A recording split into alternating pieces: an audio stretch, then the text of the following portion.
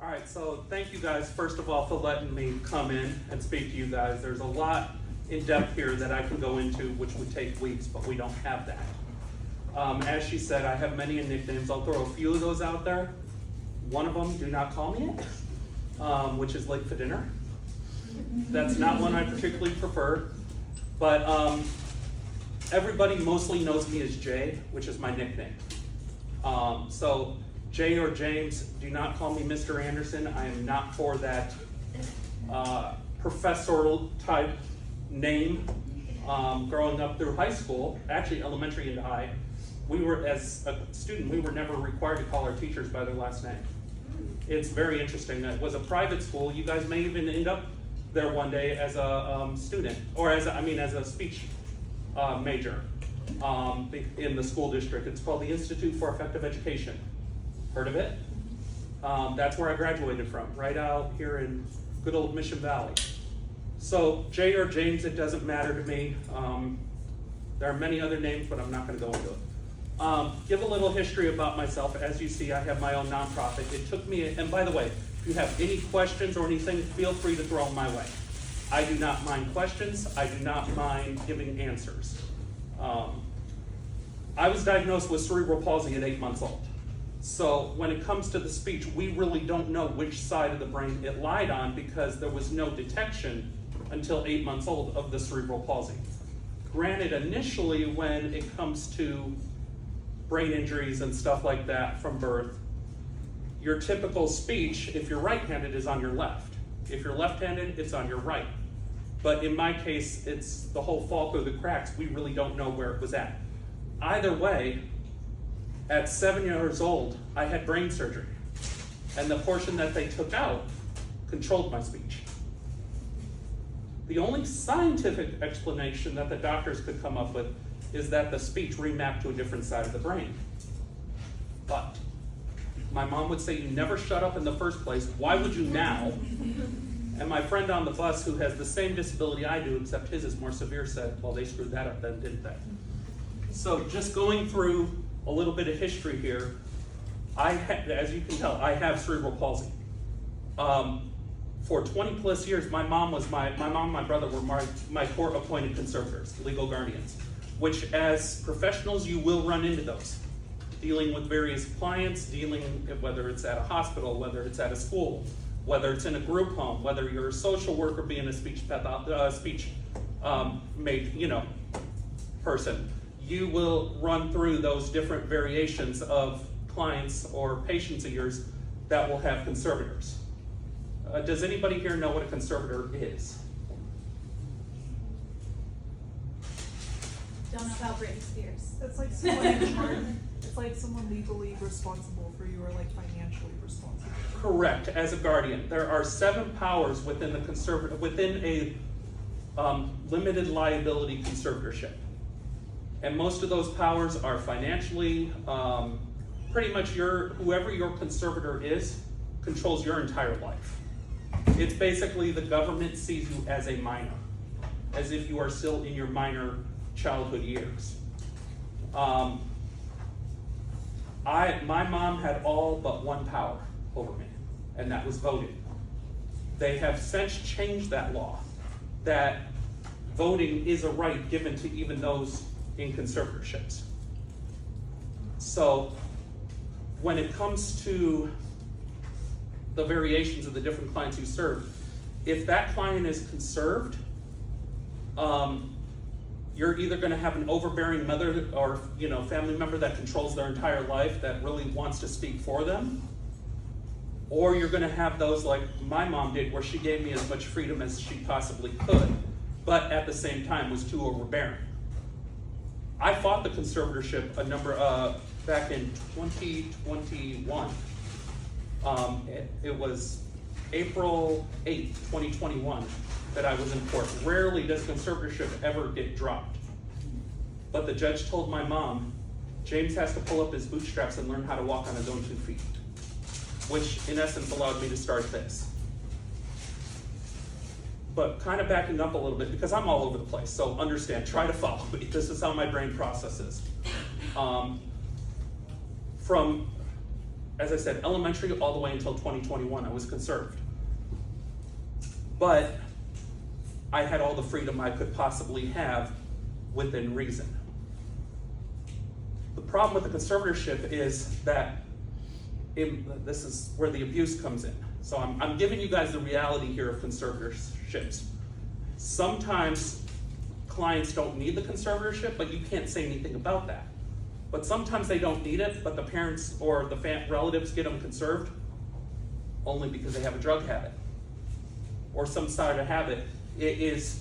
I've seen it continuously where the conservator will use the conservatee's money to go out and buy drugs. So this is kind of where you guys come in. The reason I bring this up is it's where you guys come in as professionals to learn to spot those different scenarios and pinpoint if a person's actually being abused or not, because as a professional, you are a mandated reporter. Even if the person is conserved, they still have rights under the, not only the Americans with Disabilities Act, but Adult Protective Services, APS, in the state. They still have rights under that, even being conserved. So as professionals, let me just stop here and see, did I see any hands pop up around here? I kind of need you to keep an eye out for that too. Sure. Thank you.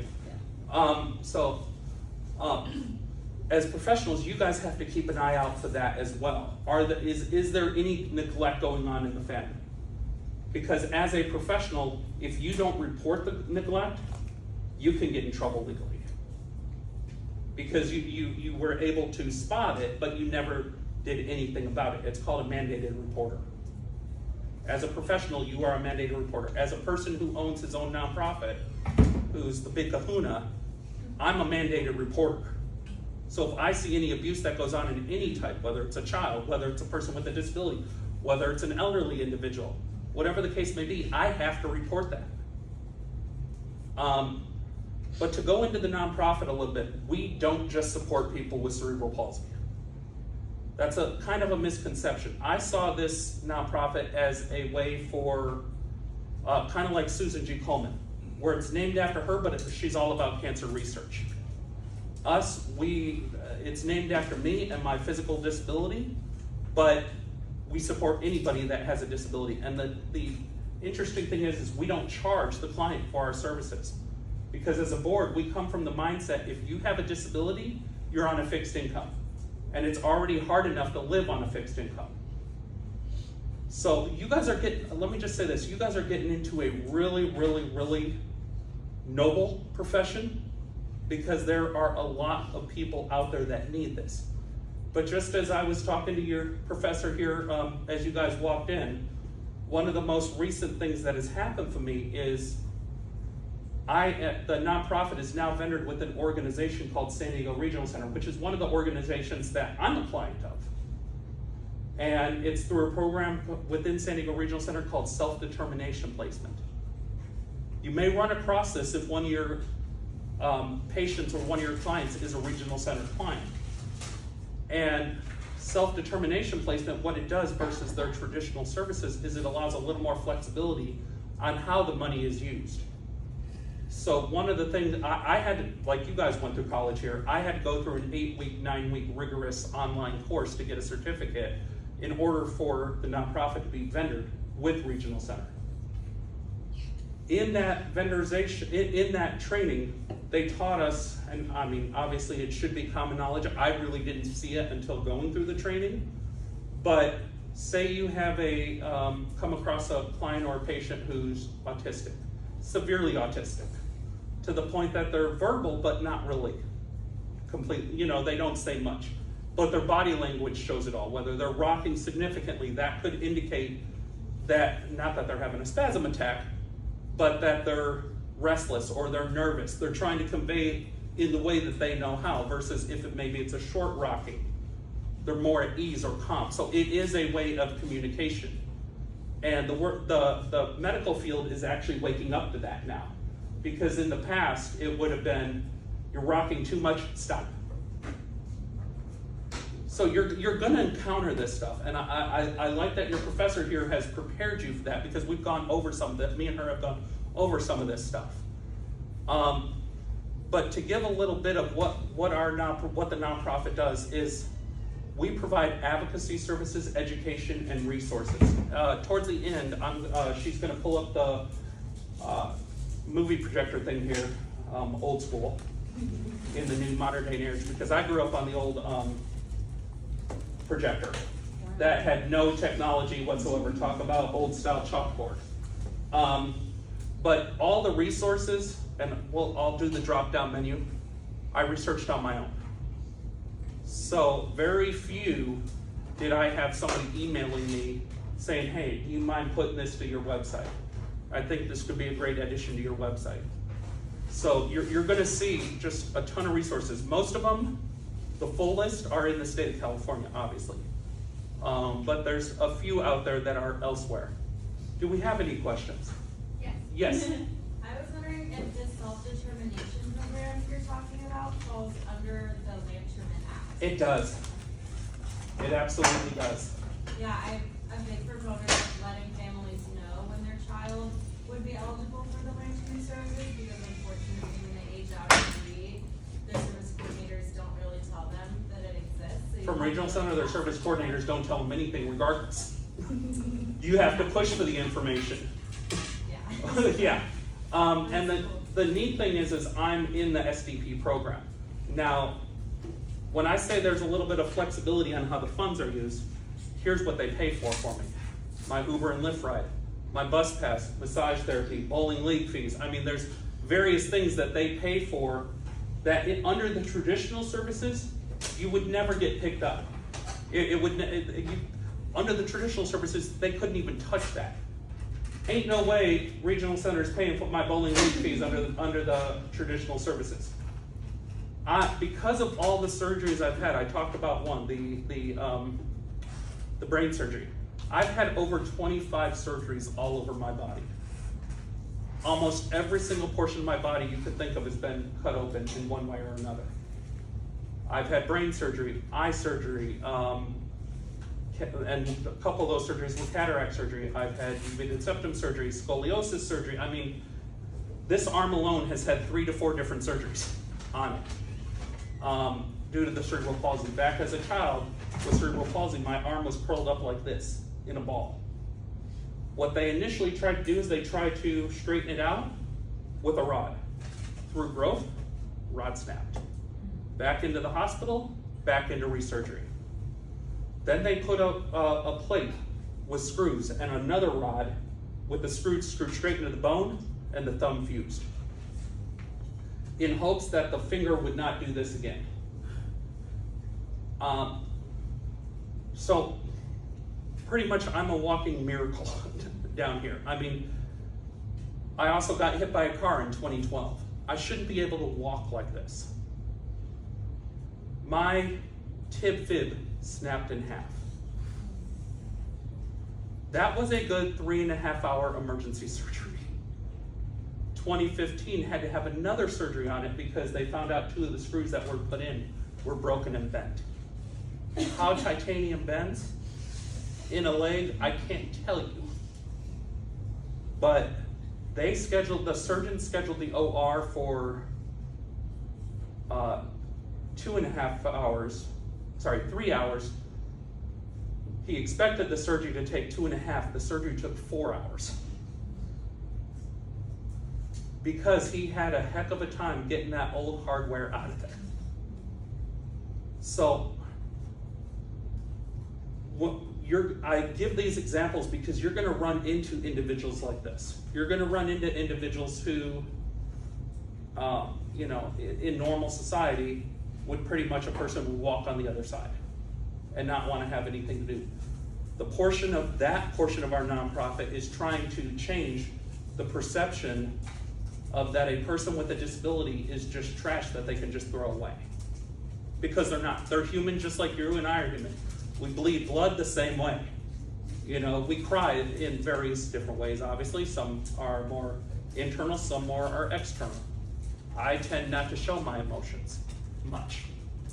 But at the same time, you can usually tell pretty quickly whether I'm irritated or not. Because that shows. Any other questions, because I do want to offer that. Do you mind repeating what the foundation offers? You had mentioned advocacy, different resources. Do you want to hand them out? Oh, yeah. We have I brought the flyers. Yeah, go ahead. Go ahead. All right. I have flyers here and the business cards. Sorry, guys. On this side, hand in the back. I got more where those came from. So inside there, we give a few services, but to sum it up in a really easy format, is we provide advocacy services, education, and resources. When I say advocacy services, we tailor it to what the need is at the time. For example, one of my clients, she's learning disabled, and she doesn't mind me talking about it. So so I'm free to talk about it, obviously without breaking the HIPAA law, as I like to call it. I've never been a fan of the HIPAA law. It was never in place as a child. So, but one of her areas of issues has been about a year ago, a little less than a year ago, she was in El Cajon, parked, and a dude whose insurance in his car had lapsed for 2 years backed right up into her passenger side door. Being as low income as she is, she doesn't have the money to pay the deductible. She doesn't have the money to pay the premium. I mean, it's a struggle there for her. So it was geared around the fact of her car at the time and her insurance. I said, look, make me your point of contact with the insurance. Let me deal with all the heavy lifting here in this particular situation. That way, and the reason I do that initially is so that they can learn that there are ways to navigate that system. Because it's always called red tape.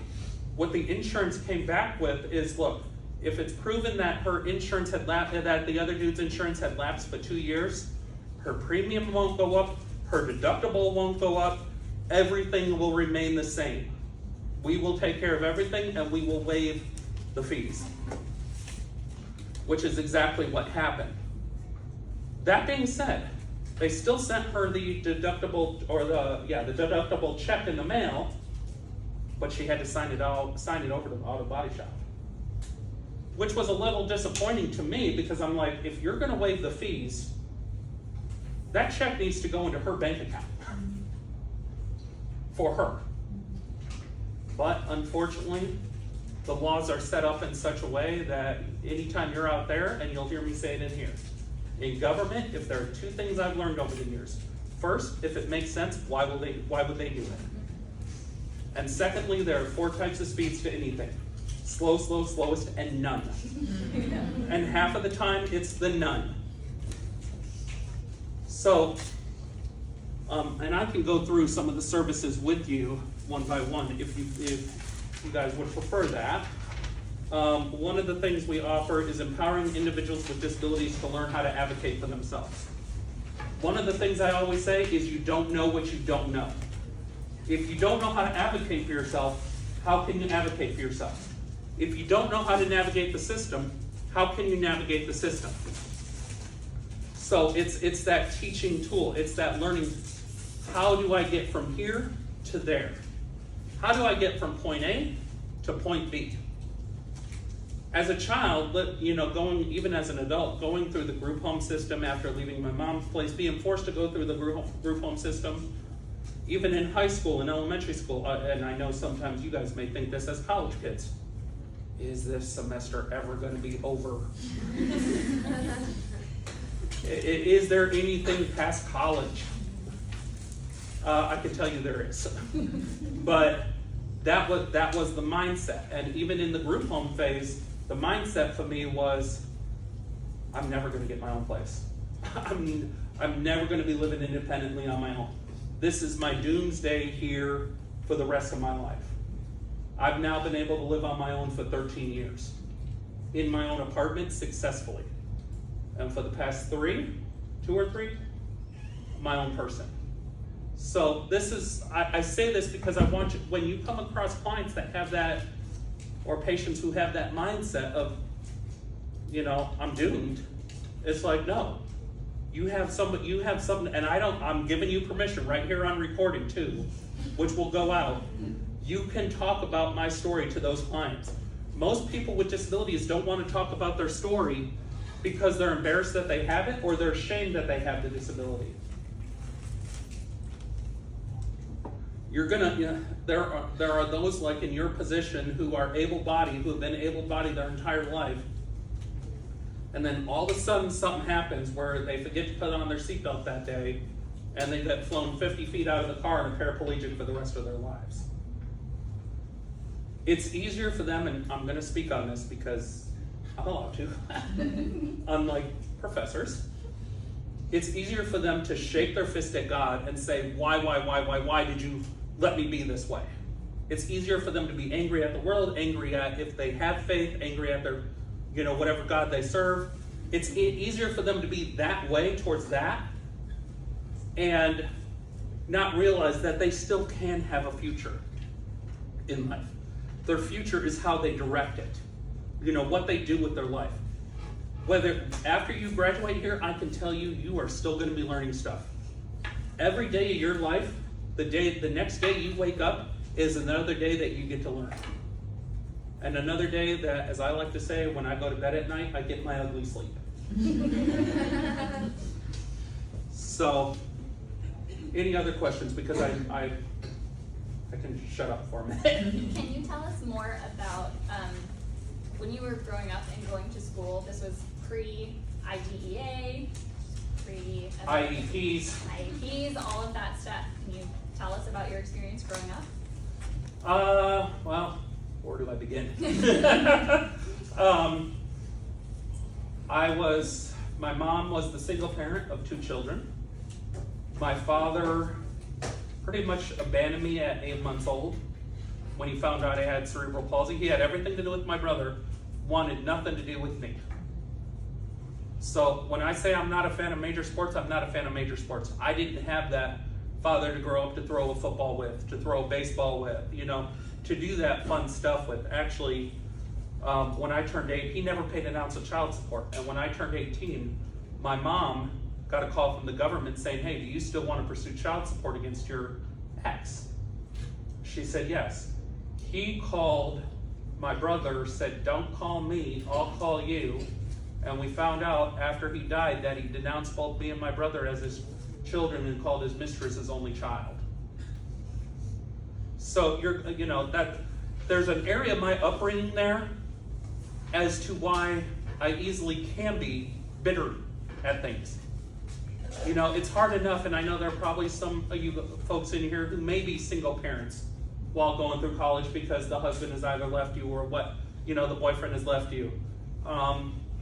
You're going to go through those struggles. But attempt to encourage the people you come across, because the more you encourage, because the narrative of the legal system, of the social services system, is this is the way it is, and this is how it's going to be. But that's not true. As my grandmother would say when she found out her grandkids were lying to her, she would say, you a liar, your feet stink, and you don't love Jesus. So, understand that the legal system is that. They will tell you half-truths.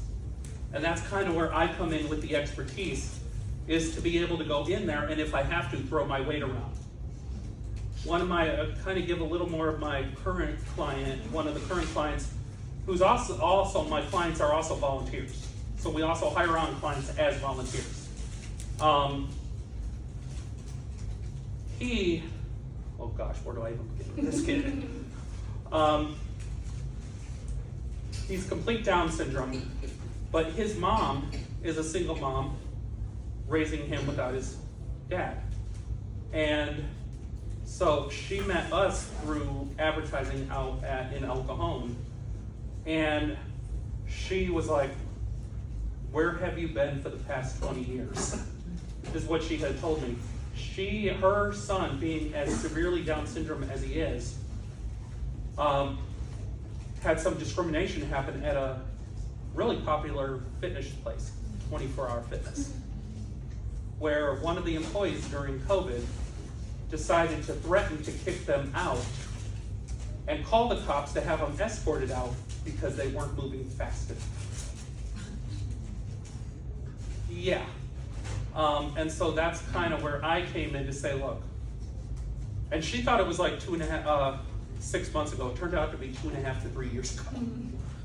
That's how badly she lost track of time. So when I say this is where I come in, is I get to go in there and I knew it was on a Saturday, I knew the bosses were off. But I knew they had to have at least a supervisor or a lead on duty. So I went in there with my intimidation macho factor, throwing the weight around a little bit to give them the idea of the seriousness of the crime, of how that could lead down a legal jeopardy lane. Then the next Wednesday, I went in there with the clients when I knew the boss was going to be there, and sat in the boss's office, talked it through it, and he looked at the system, saw the last time they clocked in, which, yeah, was 2.5 to 3 years ago. And he said that they had bounced that duty immediately. She thought nothing happened because she never heard a thing. And so this kid is fearful of going into 24-hour fitness, especially this location, because he's afraid he's going to get the cops called on him for trying to move out of the club as fast as possible. But they bounced the one kid because he was non-apologetic at all. The other gal got promoted to corporate because she had a complete 180. And I looked at the boss and I said, look, one thing we have not discussed here is compensation for him. I said, is there any possible way to give the family a 2 to 3 month membership at no charge, completely waived due to this? He looked me dead back in the face and said, you know what, you're right. We didn't discuss that, I got no problem doing it. So what it comes down to, and this is, when I say this only because even when you have interactions with your clients, there are going to be certain things that you say that are going to be those nails on a chalkboard type thing to them. But a lot of the times, it's the way you say it. So you have to be really careful in that aspect when you're approaching the client, when you're talking to your patient. I don't want to say you want to stoop down to their level, but evaluate where are they at in their learning wise, because is their learning capability currently, even though they may be 30 years old, at the mind of a 15-year-old, or is their learning capability at the mind of a 5-year-old, or measure that out based upon your communication with them. Get to know your client, get to know your patients, because one thing I can tell you is I love it for myself. I love it when I have a doctor who, and something health-wise is going on in my life, which has happened, and he's calling me from his cell phone at 8 o'clock in the evening. From home, might I add you. Hey, what's going on, James? So get to know your patients. Don't get too overfamiliar. Don't get to that point of the boundary of crossing that line of overfamiliarity or too close. Have that distance, have that space, but treat them as if they were your own family. I guess that's what I'm getting at. Would you rather, if you went over to your family's place and you were sitting at the dinner table and say your brother was screaming at you all day, evaluate the situation, evaluate the circumstances, and do not be afraid to ask questions. But also understand that sometimes when you're trying to teach them, in essence, you're being taught at the same time. You can keep your mind open to learning from them as well, because there may be things that you can pick up on that you didn't learn in here, that you can then go, wait, where did that come from? And those are what we call those little nuggets you can take out into life. Any other questions? No? Can you tell us a little bit more, so about your early childhood, what was your schooling like? Let's see here. As an elementary kid,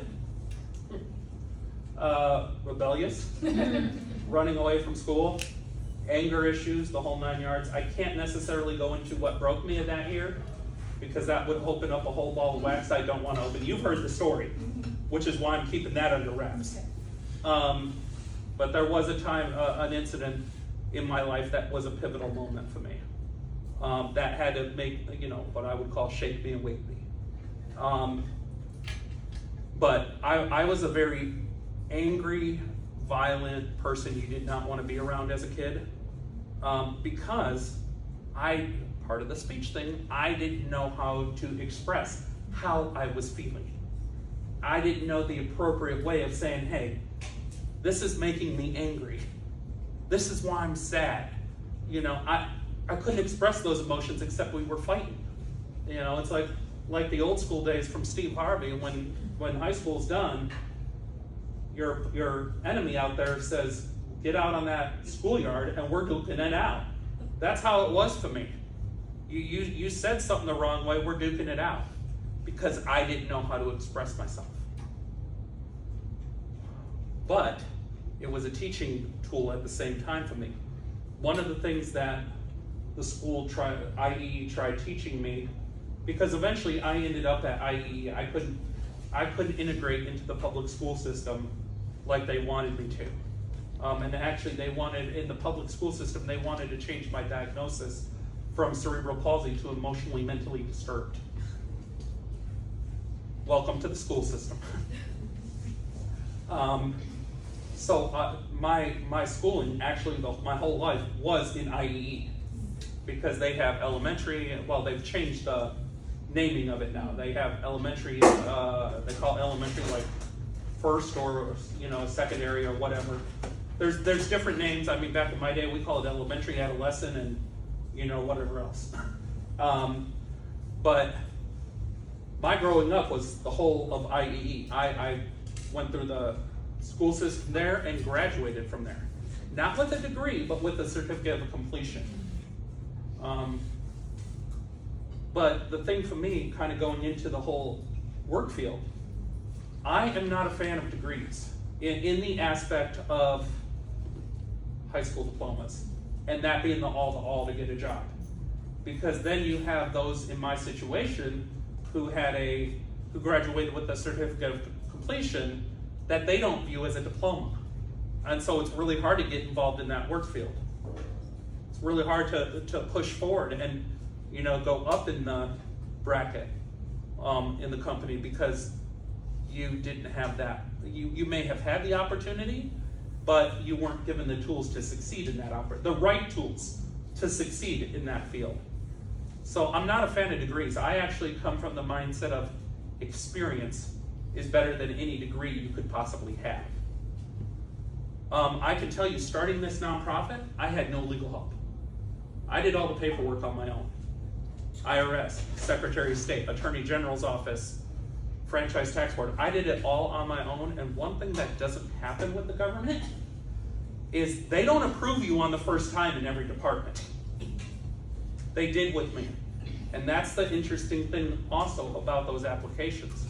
And I say this only because when you're looking for jobs, when you're trying to get involved in the field, read the application in its entirety. Don't do like what we like to call cherry picking or skimming through, because there's something there in the application that you may overlook. When you want to watch a movie, do you just go to Scene Select and say, hey, I just want to watch this clip? No. You watch the movie in its entirety to get the full context. It's the same thing with the job application.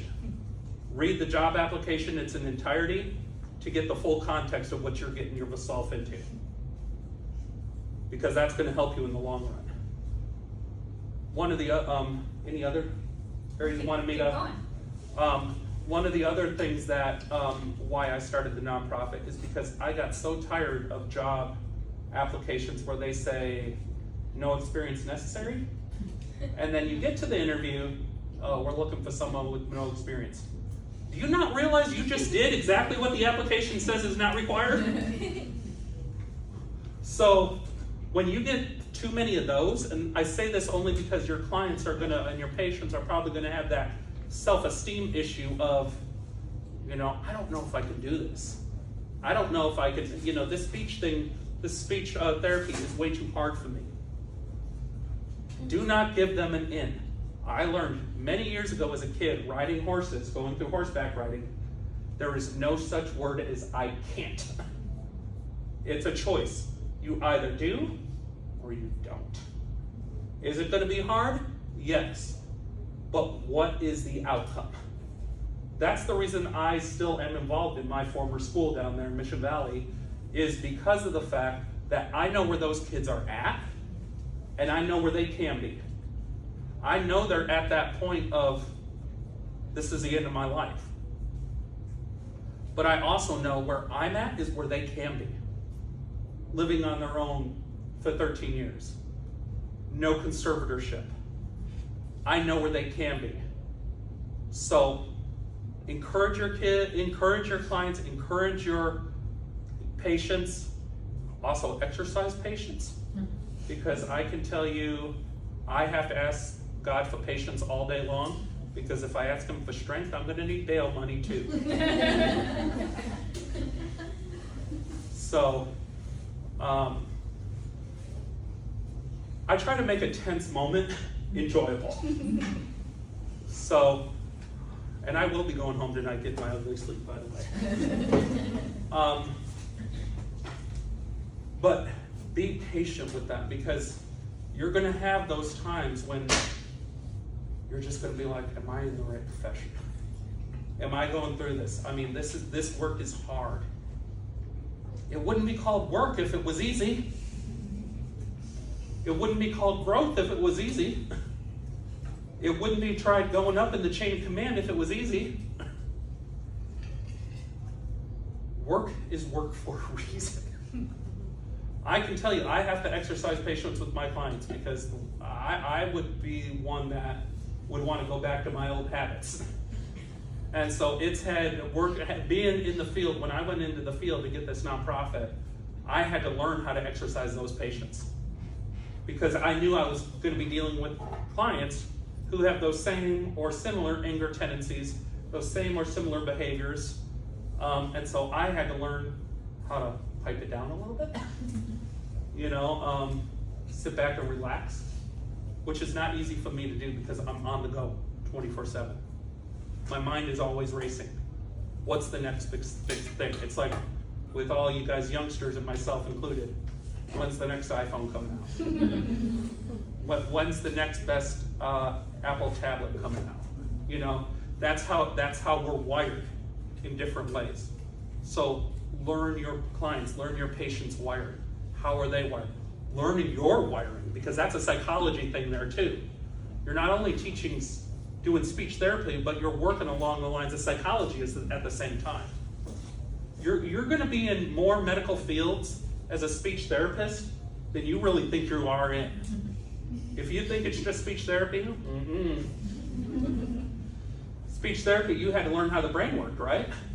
And they still don't have it all figured out. I mean, I can tell you there ain't nothing up there in me but air. I can get away with having that brain surgery saying I have half a brain, because I legitimately do. If you were to see one of the photos, which I have them on my phone for my brain surgery, you'd be like, huh? You said left temporal lobe. Right? Left temporal lobe, yeah.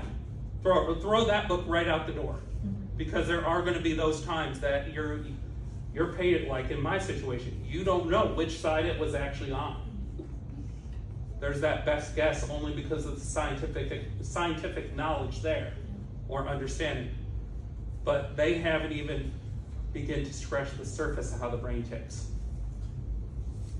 I mean, can't figure out my mind. And I don't even want to figure out my mind.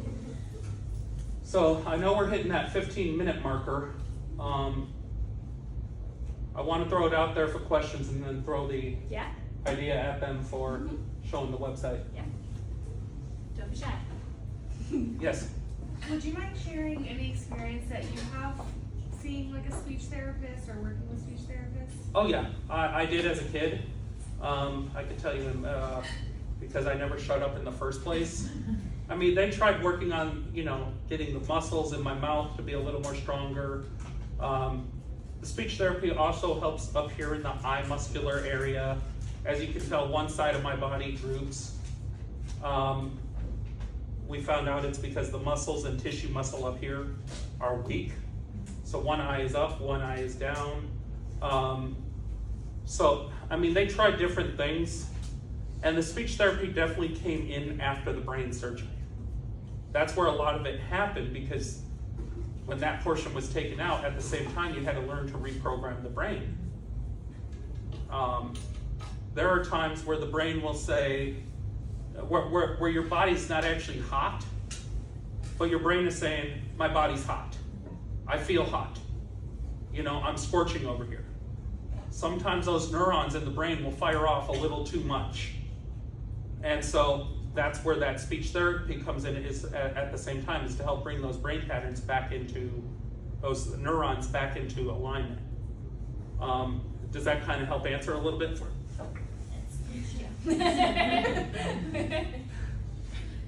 Thanks a lot. I looked like I was gonna miss you by a millimeter, and that's good. Oh, there ain't no Sorry missing about me. that. Anything else? Oh man, I gotta get out of that light.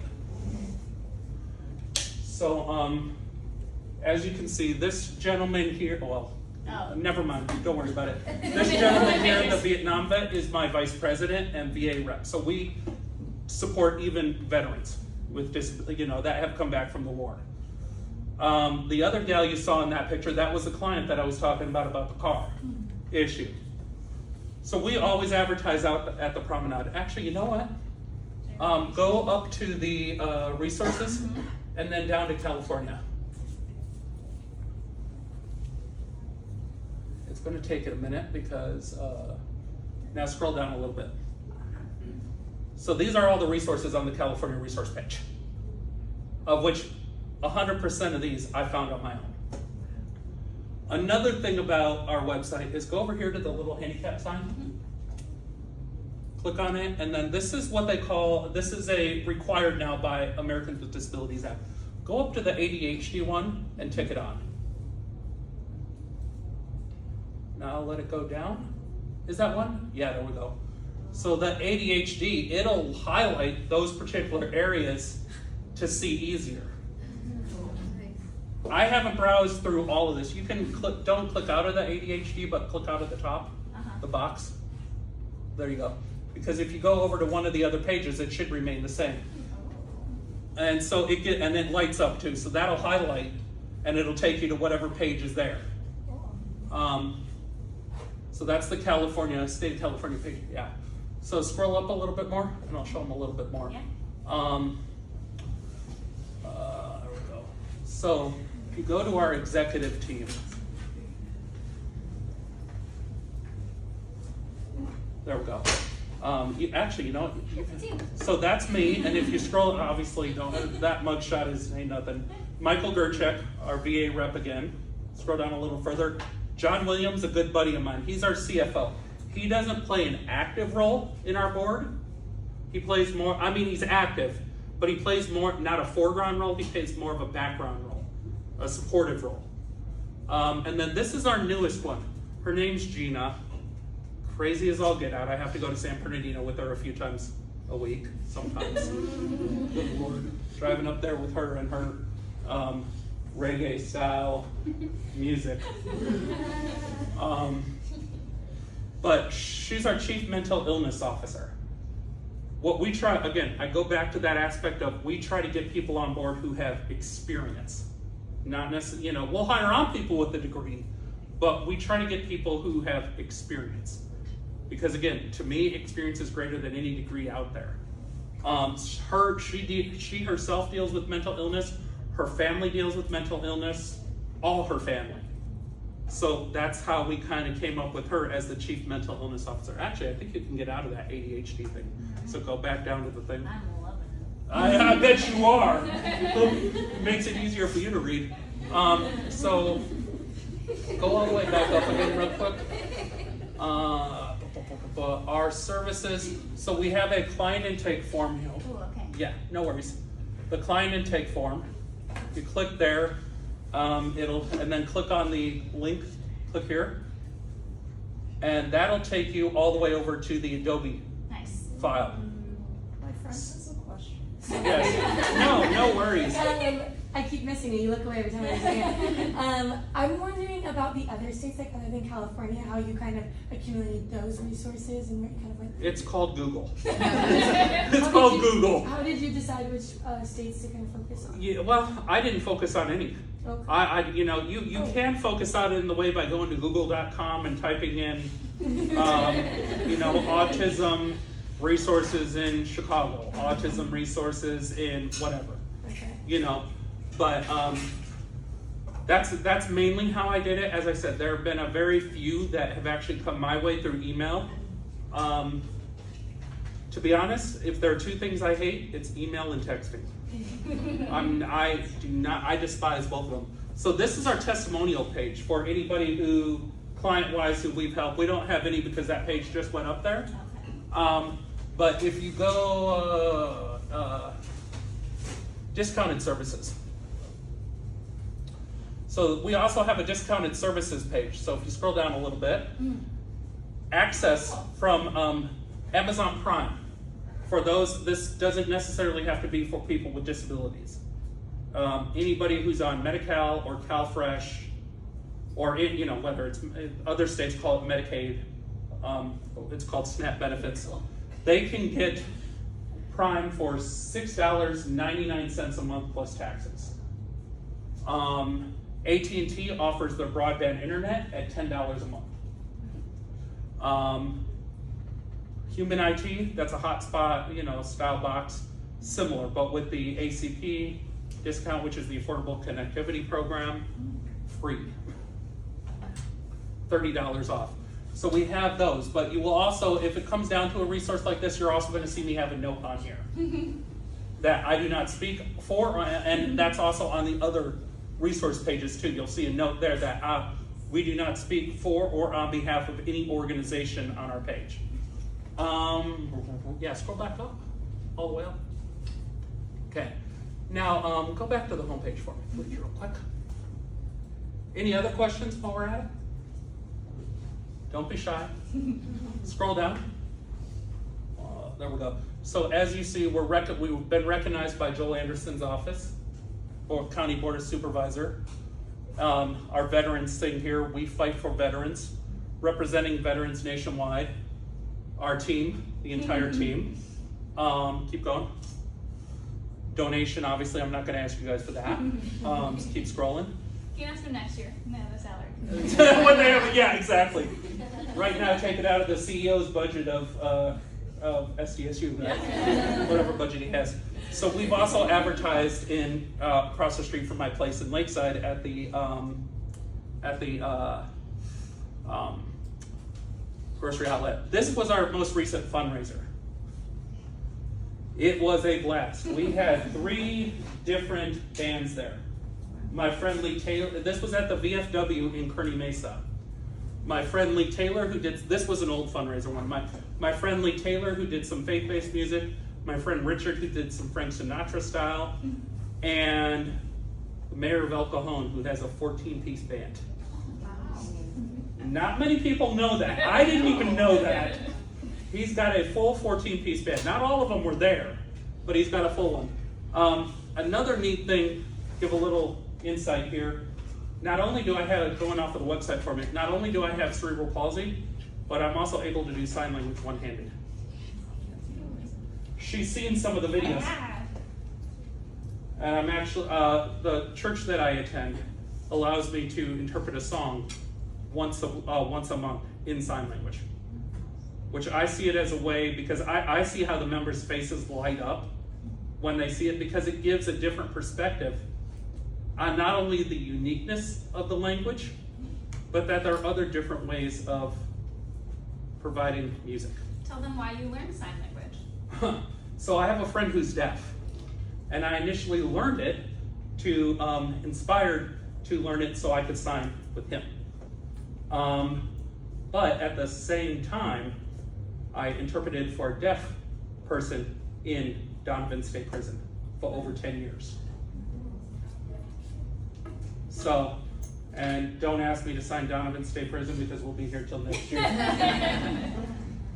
So, let's see here, one of the other pages probably. Go over to the feedback form. Now, they're gonna be fixing this page if they haven't already, because we have, it's still kind of conquampus, and I noticed that recently. But, so it's in the works to be fixed. But we try to make this as very simplicity as possible. You notice we have this is not my home address. This is our mailing address at the UPS store. However, 90% of the time I live there. But if you click here please click here. So these are all our foundation bylaws of what we offer. So we offer in the realm of how we serve. Other ways we serve is in the mental aspect, emotional, physical, and spiritual. So we try to cover all those areas within what they're dealing with at the time. What my dream is to be able to have enough revenue coming in where I can comp different groups of people with disabilities and take them out on camping trips. Completely comp the entire weekend. I would love to be able to do that. Whether it's tent camping, cabin camping, you won't find me in a tent. This brother here don't get up off of the ground really well. When I say jump, it's more like fall. So that would be an ultimate goal of mine, would be to take people with disabilities out on that. Let's see No, here. they can check this Yeah. out, but, Yeah. so, if y'all know any rich folks that are just looking for places to throw their money, Don't throw it at the CEO's pocket of here's SDSU. a great place. Yeah, I mean, and look, I hate talking about money. That's why you didn't hear me bring it up much. I hate the topic. I love spending it. I hate the topic. But when it comes to nonprofit funds, we have to be accountable to the taxpayers, and by doing that, we're accountable to the IRS. Understand that when you get your degree and when you officially get hired on by a company as a speech therapist, you are also subject to those same rules under the government. Uncle Sam's gonna come find you one way or another. If I didn't have to be on Social Security, if I didn't have to have this disability, if I had a choice in the matter, I wouldn't have had it. I wouldn't have chosen it. Did you? No, just scratching the head? Okay. Anything else? Because I know we're at that 5-minute marker. Thank you so much. Yeah. I'll